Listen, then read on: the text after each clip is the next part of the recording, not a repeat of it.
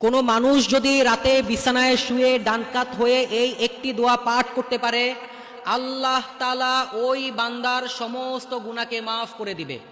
নবীজি সাল্লাল্লাহু আলাইহি ওয়াসাল্লাম বলেন যে, হে আমার সাহাবীরা, পৃথিবীর শুরু থেকে শেষ পর্যন্ত জমিনের মধ্যে কত ফোঁটা বৃষ্টির পানি পড়ছে, গাছের মধ্যে কতগুলো পাতা আছে, সাগরের কি পরিমাণ ফেনা, একটা মরুভূমিতে কি পরিমাণ বালুকণা আছে, এত গুনাহও যদি কোনো মানুষের থাকে আর ওই ব্যক্তি যদি রাতে ঘুমানোর সময় ডান কাত হয়ে মাত্র 3 বার এই দোয়াটি পাঠ করতে পারে, আল্লাহ তাআলা তার ওই সমস্ত গুনাহকে মাফ করে দিবে। আপনি বলেন তো প্রিয় ভাই, যে ব্যক্তি মুমিন তার কি কখনো এত পরিমাণ গুনাহ আছে? নাই। একজন মুমিন কখনোই এত গুনাহ করতে পারে না। এরপরেও আল্লাহর নবী বলতেছে, যদি কোনো মানুষের এত পরিমাণ গুনাহ থাকে, এই দোয়ার উসিলায় আল্লাহ তাআলা ওই বান্দার সমস্ত গুনাহকে মাফ করে দিবে।